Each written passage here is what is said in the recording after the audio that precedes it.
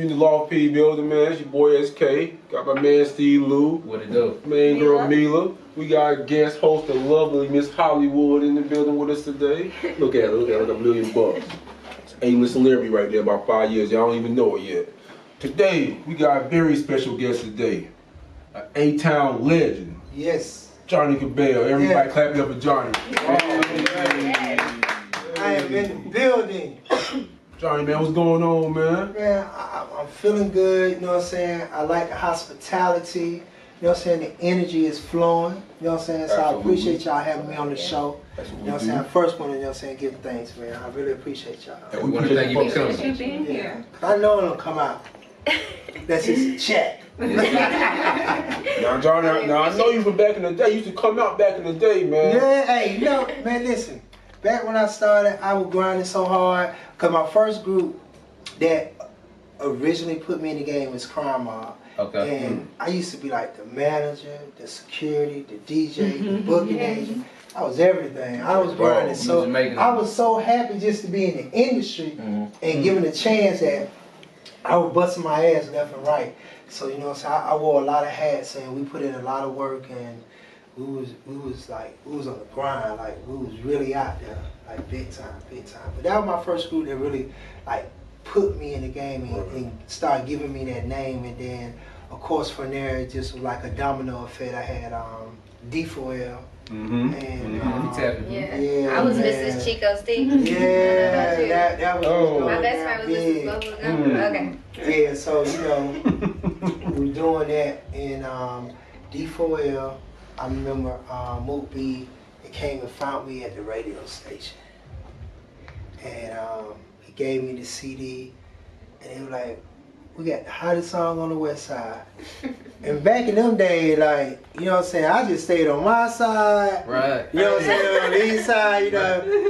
It was back in the day though. You stayed on your side. Yeah, you stayed on the side, because you know that west side was something serious. Hey, you know what I'm saying? I went to that studio they had over there too. Well, that D4 serious, you be out the chain. That was a real dungeon over there. Yes, sir, yes, sir. So, you know. That west side wasn't no joke, Wasn't no joke. But, you know, they told me they had this hot song and that when Bet You Can't Do It Like Me was hot. And so, you know, my partner D Money, he was like that guy that was on the east side. Lo was like that guy that was on the west side. I didn't really know who Lo was, so I'm like, it took me a minute for them to really like bring me up to speed. Lo was popping in the streets. Yeah, but Lo was locked up at that time. Yeah. He was locked up He was at locked that up time. when the thing really jumped off of them boys. Yeah. So when I met Lo, I actually had met Lo in jail while he was in jail. So I was like, you know, when he came out and I seen him, I'm like, he's so short. You know what I'm saying?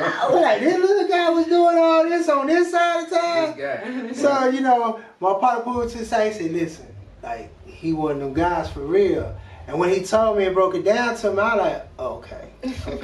I was like, okay, so, you know, and from then, you know, we started connecting and then at that time, Fabo was like all over. Like everybody was about Fabo. Fabo. Yeah. He was a star back then. Yeah, Fabo was definitely. Everybody really thought Fabo was gonna be the one that really just took off. Yeah. And it's funny because Lo came from it just came from left field, and it just sprouted. Yeah, because when I was reading up on Lo shit, like he was like at the beginning, like he just wanted to be the money man behind everything. Like he wasn't really trying to kind of like to do the stuff like that. Exactly. That's what he was, the money guy.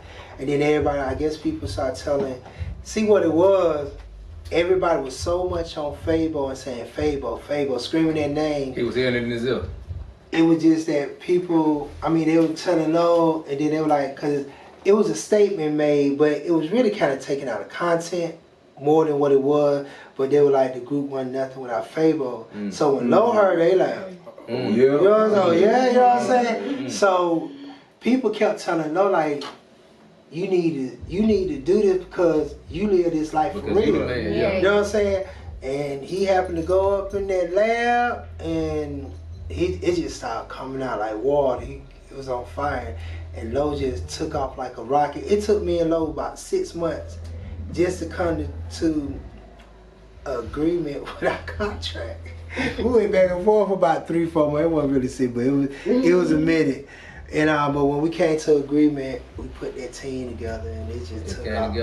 Took off from there. What was the first song? Was it I'm the Man? I'm the Man. Yeah. I'm the Man. And he just got in the zone, man. It was something real special about what was going on Bankhead and Lo. He was just in that zone. Like, he got in that zone, it was over with. Let me ask you this. When y'all was in the lab, I'm the Man finally gets printed up. Did y'all know what y'all had? Man, they started playing the music. Greg, before Lo had even put a second verse on there, Greg had started playing the music on radio. It wasn't even mixed down all the way. And he just started playing. So they were playing it on their own. Yeah, and it just started taking That's off. when you know you got something. Yeah. That was the shit back then. Yeah, I'm the Man. Got no white, With but the the white be my girlfriend. Woo, boy. He was putting it on. He would put it on. But D4L, man, was taking off. Like, we went platinum as far as with the project. But a lot of people ask, like, what happened in the whole D4L. What people don't know, it was some things, you know what I'm saying, that kind of happened that prohibit us from really Taking moving. off. Like, me, I'm like, D4L should have been like in a place like how the Migos is now. I was just about to You know what I'm ask you, saying? do you look at them? Yeah, it was the exact same. It's just that, man, you gotta think, I was dealing with 5 guys that's from 4 different sets of projects. Right. And it was like, it was some crazy stuff. I don't even think I ever even told this story in the interview, which is crazy. I don't know what y'all put in this. Hold on, what y'all put in this Crown Royal? Some everything. Bill Cosby. Some Don't say that. Sprinkle on there. You know, we had it was like D4L had got blackballed for a minute, and I don't know if I should just put the whole story out there, but Let's go ahead and just the lifetime version. it was something that had. I'm gonna put you like this: it was an incident that took place in Bourne Home. It was a crap game going on, and it was a lot of money that was, you know what I'm saying, On the line. On the point. When I say lot of money, I ain't talking about no 10, 20, 30, 40, 50, 60, I ain't talking about none of that. It was hundreds of thousands. Gotcha. I had personally lost about 20,000 myself that day. And I'm out. I'm out. That's enough. You know what I'm saying? But as I had left the game, matter of fact, that we was shooting either Dun Dun or On The Man with one of them videos. As I had left about 15 minutes after when I almost back up to the studio, I remember like it was yesterday. I remember this guy named, I ain't gonna say his name, came up and said, look, man, they just robbed the crap gang. I said, what? And the crap gang had been robbed, and at that time, the person had got away with about $500,000, a lot of jewelry and stuff. So almost $1 million. Street value. So, you know, it was a lot that came behind that. And one of the main person that was, you know what I'm saying, in that was a guy that was from up top, from St. Louis, which was connected to the BML, and was one of the main people in that. And a lot of stuff happened behind that crap game. A lot of repercussions. A lot of dominoes fell because of that. Yeah, and from that, you know what I'm saying, it affected the group, to whereas a lot of things happened from that, where Fabo decided he was gonna go this way for a minute, and we had already, a lot of stuff had started trickling down. So Fabo kind of moved on his own from that point. Yeah, he did. And we had got taken off. We was on damn near almost every big show you could think of, and in a blink of an eye, we had got snatched off everything. Our song got taken off radio, all of that.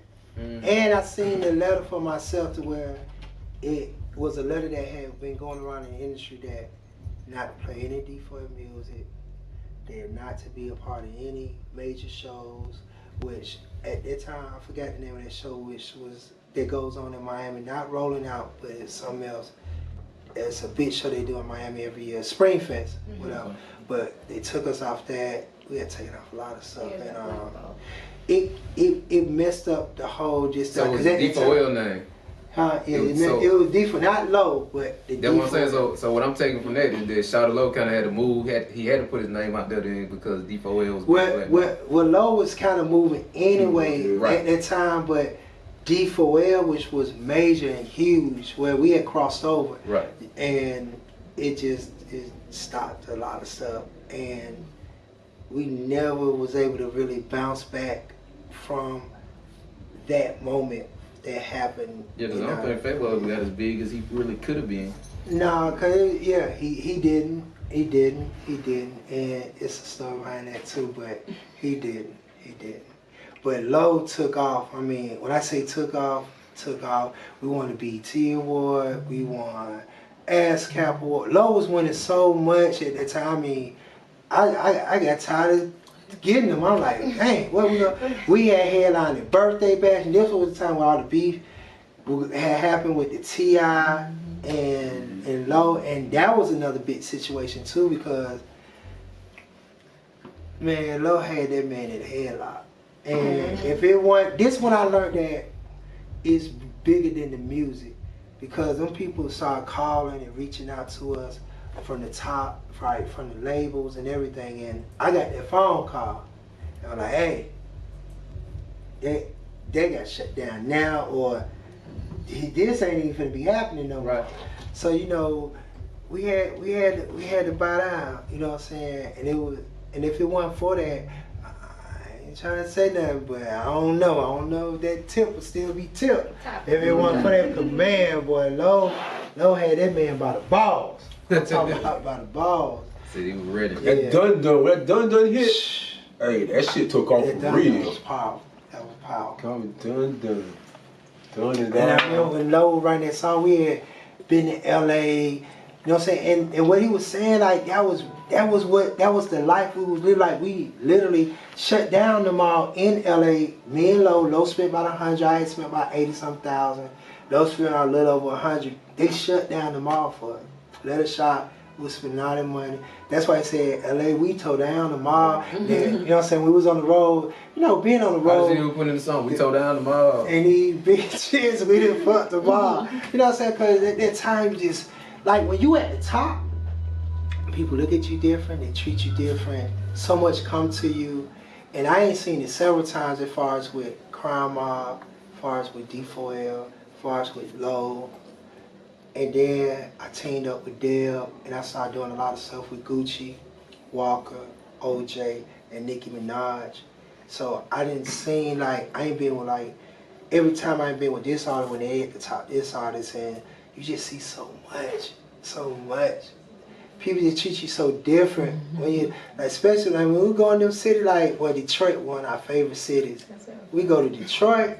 God, you from Detroit? Yeah. Oh, y'all show us so much love. Thank you. Man, Detroit show us so much love. We used to love the D.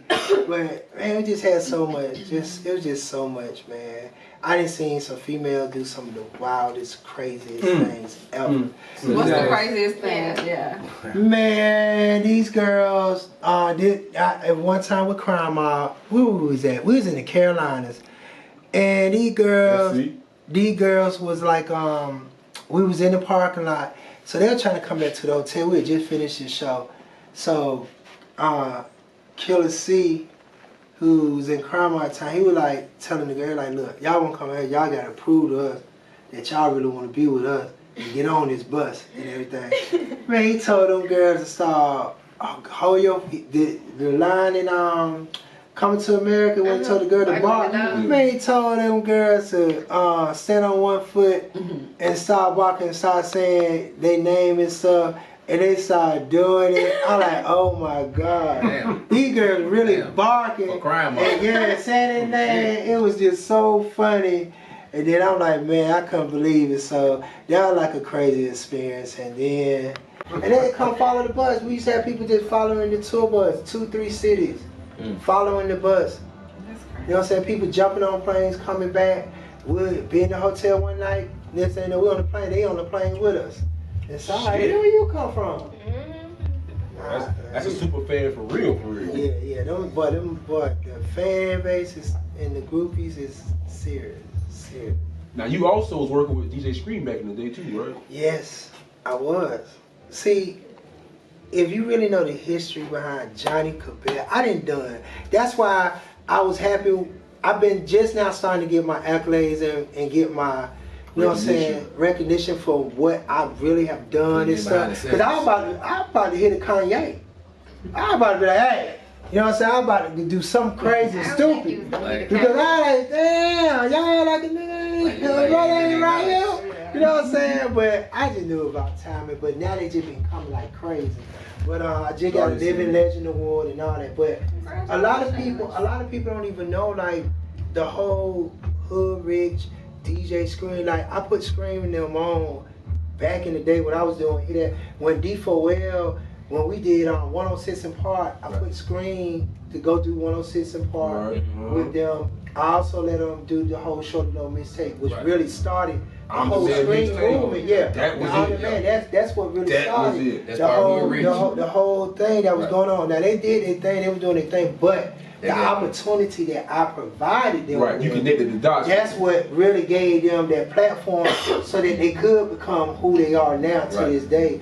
Man, I ain't helped a lot of people. It's a lot of groups that I ain't got deals for that you wouldn't even probably know, but I've been behind. I had something to do with Shop Boy, had something to do with Trillville, I had something to do with franchise, all of these people, you know what I'm saying? Either I was booking them, making them millions of dollars, or I helped orchestra they deal, or where they got their deal, or they even got some, even Jay Money who was doing his thing back in the time. First name, last name? Yeah, I put him in a situation with Bases Loaded, who now had Cash Out, who got Yaki, and who they got now?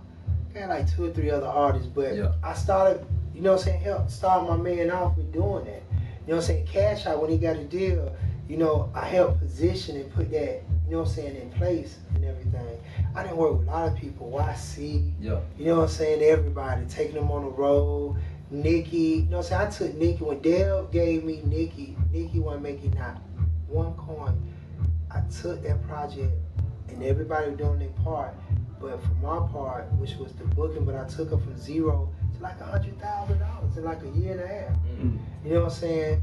So I ain't did a lot, man. I ain't made Gucci millions and millions of dollars. Walker millions and millions of dollars. Walker been like one of the realest, truest artists that I ever worked with in this game so far. Besides Low and all that, but like Walker kept his soul 100. We still do business to today, but he didn't forget. A lot of these artists, once they get to a certain level, they start forgetting about who. Yeah, like they did it themselves. Who really put you there? Like you forgot. Like if it wasn't for this, you wouldn't be here. Or whatever. So, you know, but Walker always kept it 100, always kept it real. So I always respected that about him. Shout out to Walker, man. Yeah, definitely shout out to Walker. He definitely be working. But I ain't worked with a lot of people. I mean, another good accomplishment I done, like working with Cash Dog. I think she from Detroit too, right? Yeah, she from the D. Working with her from the booking side, she was like at $1,500, $2,000. Now she get like $25,000 a show. Saying no real record on radio just yet because she just got out a deal, but it's just taking projects like that and, you know what I'm saying, you watching it grow and you seeing your work that you done put in just sprout, spread. You know what I'm saying? I ain't did a lot, you know what I'm saying, with OT Genesis, you know what I'm saying, working with Dro and them. I got some new artists that under my belt now that I'm putting out, like Leighton Green, Tamika Scott daughter, Young Naya, you know, she's doing her thing, really about to be out there, and I'm real excited about my R&B singer, Leighton Green. She definitely out of here. Like I got labels beating down the door trying to sign this girl. You know, and then working with my family, NEA, Never Eat Alone. They really out here got a strong movement going on. But my artist Cash Talk, I said Cash Out, but Cash Talk, you know what I'm saying, he just dropped Cities of God too. So I'm still pushing and like making a lot of moves. And it just feel good, and you know what I'm saying, been doing it for almost 20 years, and I haven't skipped a beat. I ain't lost. I just been gaining and gaining and gaining. And you now, got your TV show? Yeah, I was just gonna say now I'm really getting into the TV and the film. You know what I'm saying? I was blessed to get my own TV show. I was blessed to get my own reality show. And my reality show is dealing with me and my kids and, you know, the people that I deal with in the industry and everything. And then the my TV show, oh man, I'm so excited. Tell us how you got started in TV anyway. How you switched over from music and how you started doing TV. Actually, I was really doing this way back in the day when I had hot TV. Right. I just didn't know what I was doing or what I had at the time. Right. So they had died down, then I just kind of recently came back when I started saying, I ain't had so many people try to get me on, like, from Love and Hip Hop, from Atlanta Housewife, all type of show, but I would never take any show out real particular about what type of show I do or wanted to put out. But this opportunity that came, it was like right up my alley, so I like, this is what I want to do and everything. So You did Little Women of Atlanta. How did you enjoy that? See, it's just so fresh. I be forgetting myself. I don't know how to take that crown. Right, Crown is here right here. You know, let me take another sip. Right. Crown get you down. But that was a nice experience, you know, working with Miss Juicy. We had like started this management company and we're looking for talent. Like she had talent that was on her side of the world, as far as and I'm gonna be honest with you.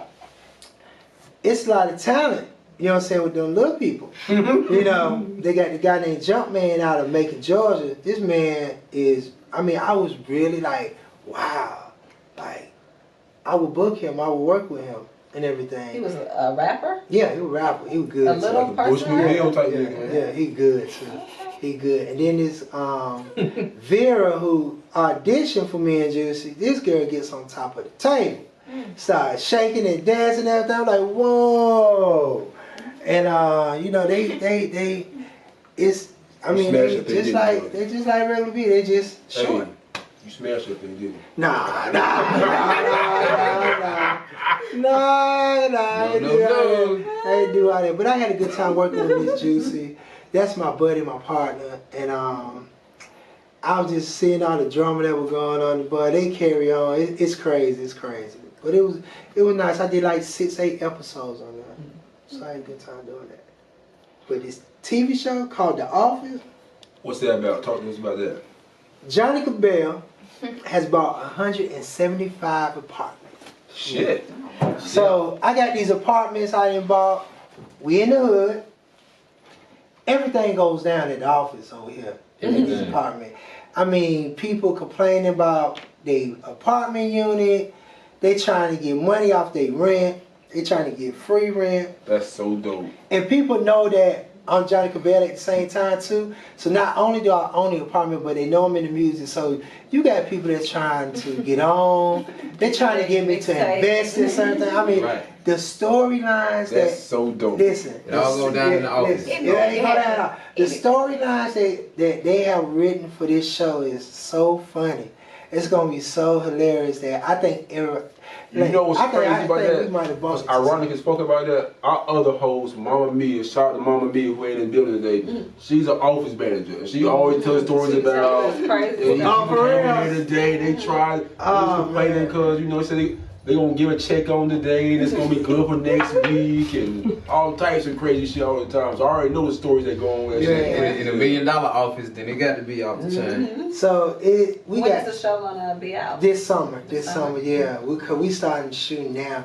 The response been so big, and it's a lot of different platforms that want to have the show on their network. So we looking at trying to decide who we're gonna go with and everything. But it's gonna be big. I'm excited about it. I'm excited about that one. Then my own reality show because it's comical and everything is going on. So The Office is a scripted show. Yeah, it's scripted. Okay. Yeah, that's dope. That's dope. Now you and D Money still kicking it? Man, you know a lot. I know. Me and D Money, we still good friends. D Money was someone who kind of started out with, you know what I'm saying, and you know he opened up some doors and allowed me to kind of do what I did back then. But D is really big into the sports now and dealing with the movies and everything. He's so an agent now. he doing the sports real big. But we still talk. We still good people. Still good people. D-Money went to Atlanta. I mean, he went to Redan. Yeah, sure that did. Went to Redan. Yeah, went to my Redan. shit, man. D-Money played football with me, Redan. Okay. Way back in the day. You know what I'm talking about? Yeah. Well, yeah, man. Well, yeah, Johnny. So, bring you to our little closing set. So we got this little thing we called getting a bag. Well, you gotta come in here and pick a little card out the bag. And you gotta talk about whatever's in the bag, man. So we can get in the bag real quick, man. See what you got going on. Pick something out. Ain't no money here, man. Ain't no money here, Johnny, some man. money here, man. We thought you was gonna bring the money bag. I like getting Might be some lint in the motherfucker. We thought you was gonna bring the money bag. Now, if this thing tell me y'all supposed to give me some money, I need y'all to give it up now. I got a couple quotas in there. Got it. Yeah. Let's see what this guy outside. Fortune, that's all. Give me anything now. Ah, man, a fetish. Wow. Well, that wasn't really intended for your type of guest, but you know, if you want to, if you want to bring the information, you know. Let's do another. Let's do another. You don't want to reveal what's your I tell you mine, I like knees. That's everybody know. I like nice set of knees on mine. You know what I'm saying? You ain't got if your knees ain't right, you can't fuck with me. That's what I'm saying. That's just me. That's a whole nother story. This kid got a whole nother. That'd be funny. If I pick this again. It can get worse for you now. I'll tell you now. It get crazy in there now. You get in the bag. Ah, that's a good one. Worst party you ever went to. Oh my goodness. I'm gonna tell you about this. Boy, I wanna put this right there on the spot so bad. Listen, I was so excited about this one party that was going down in Atlanta, Georgia, downtown. You know what I'm saying? And it was supposed to be prom night, adult prom night party. I done went out and spent about $1,000 on my outfit and everything, probably a couple more $100 on my shoes. My cousin them came in town from Cleveland.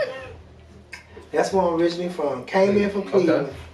So they didn't went and spent money on they and got the dress and everything. I'm talking about I'm thinking it's about to really go down. I'm talking about when I tell you I was shy, I'm like, We get down there, go in, and when I tell you, it wasn't nobody in there.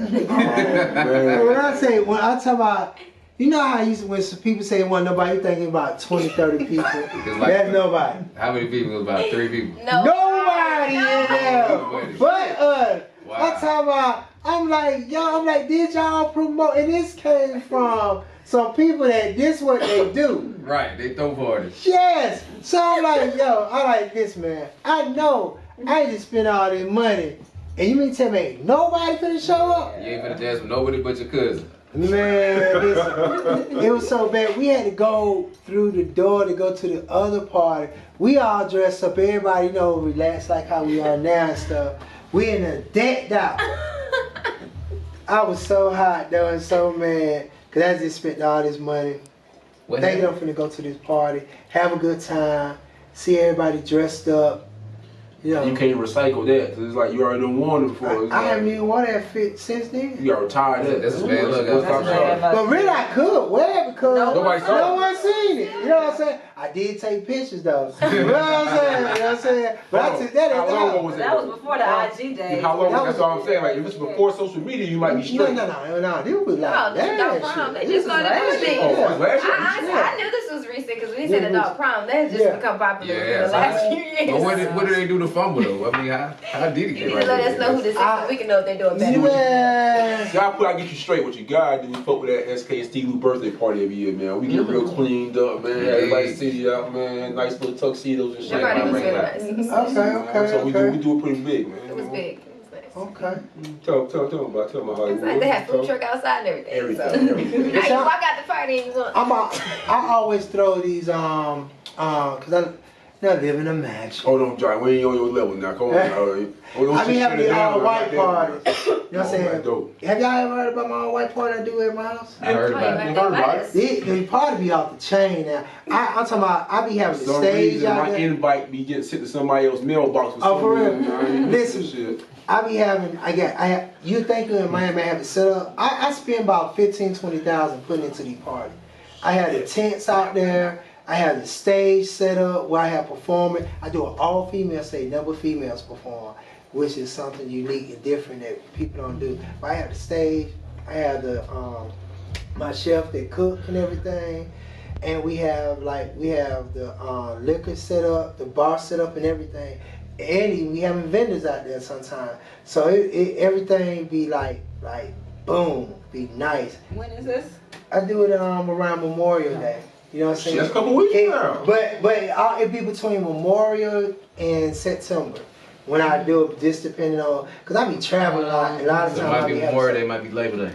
I already know. Yeah. It be Right. So sometime in summer, baby. Yeah, exactly. It go through something. But this is the 4th year, so I'm picking out. Matter of fact, we picked out the location. I picked out. Yeah. I got the location where I'm gonna do it at this year. Cause I'm gonna take it away from the house. Cause man, they cleaning. Even though I have people that clean up, but it just be so much. Yeah, you don't want to miss your own crib like that. It's a little too They wild. don't be in the crib. They be on the outside. Oh, outside. I got so much.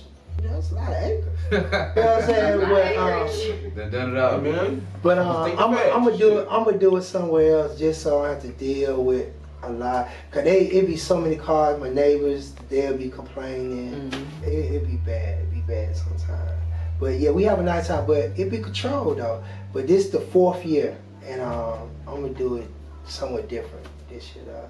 But I'm gonna invite y'all. It be real nice. I wait for that. I was looking the whole time. Yeah, I was definitely gonna say y'all gotta come. Y'all gotta come. I'm You gonna be over your cold by then? Yeah. I'm over it. You gonna be over your cold. I definitely will be over it. Okay.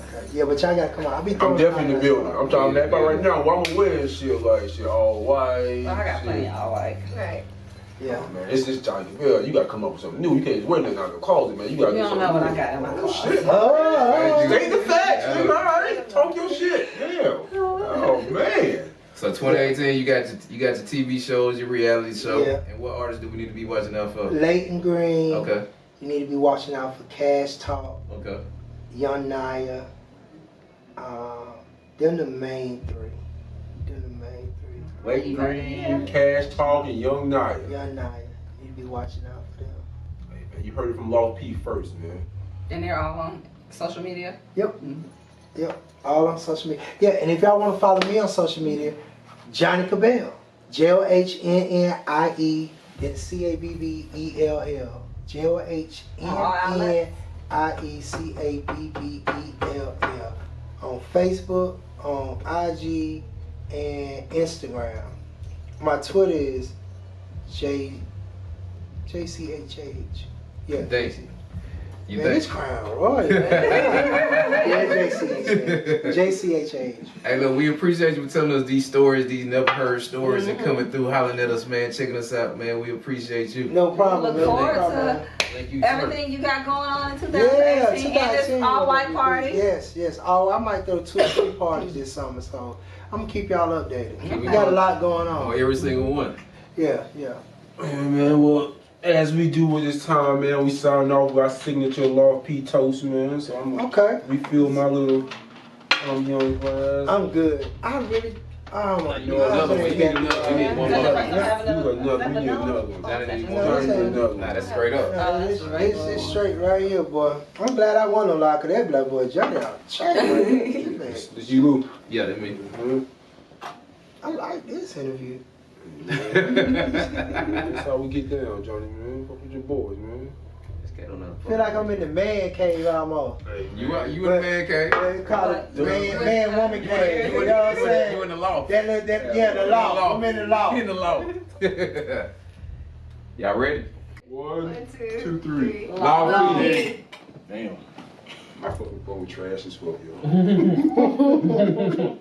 You get that.